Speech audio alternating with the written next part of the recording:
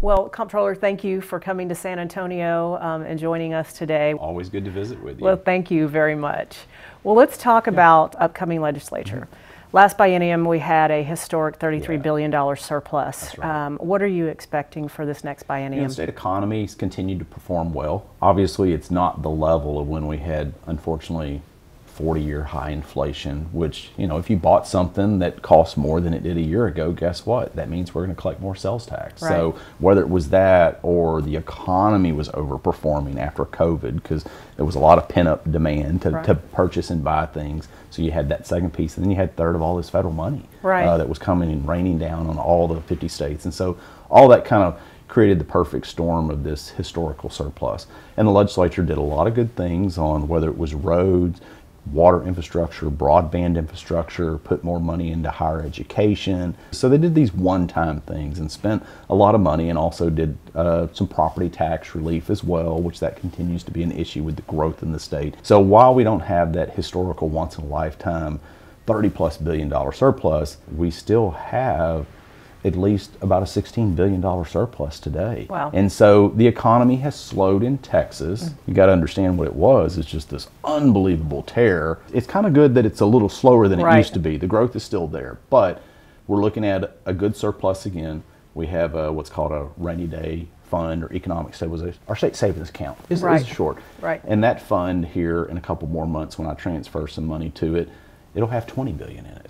Well, if you do a compare and contrast, pick on, I don't know, California? You want to? Let's do that. Wouldn't be Texan if we didn't. So if you look at California, I think the latest numbers is they have like a $70 billion deficit. Yeah. And so when you compare the two, we're in a really good spot to be able to make some continued strides on the growth of the state, the infrastructure for the state. One of the things I think will continue to be a point of interest is, with all the growth in AI, AGI specifically, and the generation needs for those data centers, and the growth of the state, manufacturing, businesses, moving to the state, population. We need to really make sure that we have the infrastructure for our electrical system. Luckily, we're trying to do much more thoughtful future planning. Right. So we don't get in the situation of some other states that have had some real electrical grid issues. Back to the surplus again. What are the unique challenges of a surplus versus a deficit? So the biggest one is you have money and everybody knows it. And everybody wants it. Yeah, so I've been in the legislature, I've been in this role in the executive branch, and the good thing is when you don't have money and say, sorry, don't have money. That is an important need that you have there, and I fully support that. And most of them really are. If you look at all the issues of the state, with that being said, when you have money, oh my gosh, everybody comes out of the woodworks. And it's really amazing at this level to say, well, it's just $500 million. We're not asking for much. That's $500 million, really? So that's the difficult part, is so there's all the requests, and you need to sort through them. But, I got a lot of faith in our chairs of the two committees. They've done a really good job of working together and being able to sift through this and get on the same page of what are the priorities of the state. So transparency has always been a key issue for you. Talk to me a little bit about that. First and foremost, I always tell everybody, we have your money. It's the taxpayers' money. And we need to be held accountable of what that transparency is. So how do we make sure we provide you information, but don't do just kind of a data dump? That doesn't help you. And so what we've tried to do in my agency, and we try to continue, is how do we use different modes of communication? We write a lot of different reports and studies, but now we're kind of getting to where, let's give you that little snapshot. The kind of Glenn Hegar attention deficit disorder. What is the top line that you need to know? And if you want to click the button, you can get more in depth. It takes a lot more work to do the transparency, but it instills more trust. Right.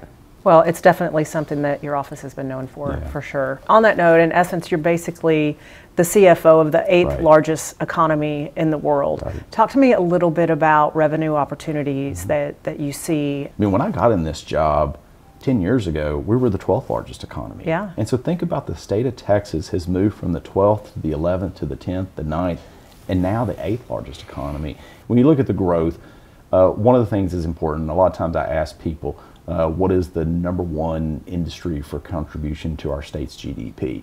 And I really love asking people in the finance sector that question. And if you go, well, wait, did he just hint? They never can guess that it's the finance sector. And so therefore my point being is the diversification of the state of Texas is really important. Not just the oil and gas. Used to it was the cake. Now it's kind of the cream and the icing on the cake. And I don't know about you, I like cake, but I like it with icing. And so it tastes better to have the icing, right? And so that obviously is an important additive to the state, but continuing to have that diversification, because one of the things I've realized is as long as we're continuing to grow as an economy, then that is really kind of the base that we're continuing. But we have to continue to make sure we're investing in the infrastructure needs. People sitting in traffic on the roads, not having water, not having internet, those are the things they need and want to function. And they expect it to happen. They expect it. We're paying taxes for it. And so the point being is the growth engine of the state, that's really the best opportunity to keep the wheels moving. Well, you talked about diversification and talking about the icing on that cake. The energy sector in Texas makes up about 11.5%, I think, of the energy employment in the United States.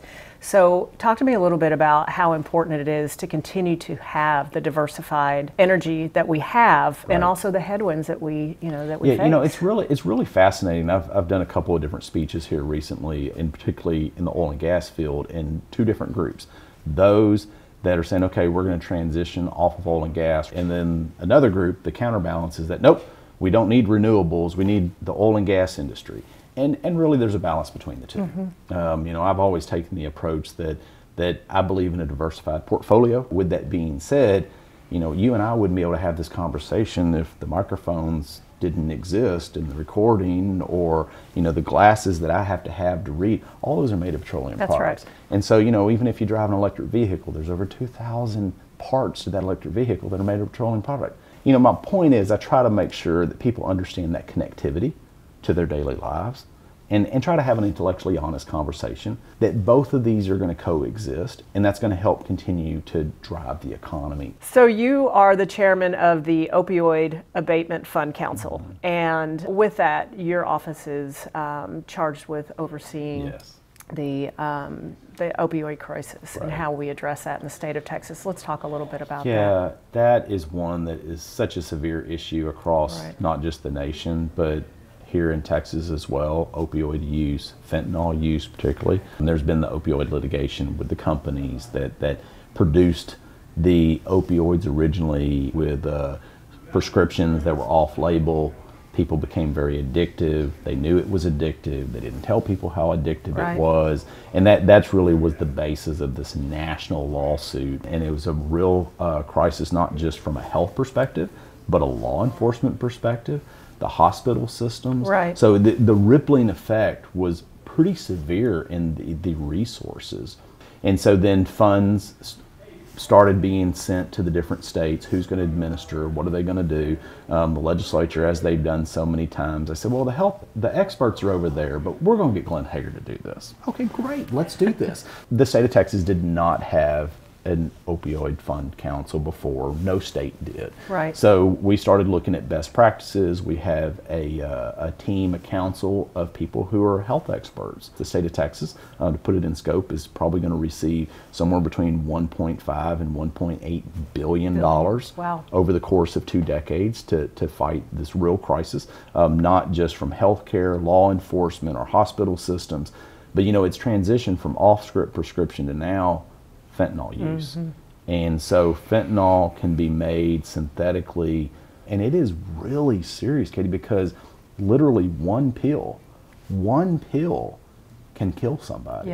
And the cartels have gotten good at making them to where they look like Tic Tacs. They look like little Smarties. They look like candy. And there's no uniformity in the way they're made. And so therefore one pill is overly concentrated with the fentanyl, and they are selling a product that kills their clients. But it's also because, well, if one person dies, the other 9 that took it, it's so much more addictive, they're going to take it again. And I mean, that is really sad. It's terrifying. Of what families are dealing with. We are now putting those resources out into the communities, into the hospital districts, back into the local communities, into law enforcement, into education in our school systems. It's good to see we're at the point where we can start putting those resources into the community to hopefully make the difference. If we save one kid's life, two kids' lives, that's what we are trying to do. Well, thanks for all the work that you're doing. Absolutely. And the big issues that you're tackling, not only, as you said, from a financial standpoint, but also an issue like our opioid crisis and our children. So yes. Thank you again. I appreciate that. And thanks again for joining me today. Absolutely. It's always a pleasure. Always good to visit with you. I enjoy with you it. as well. Absolutely. And thank you again. Absolutely. Thanks, Katie.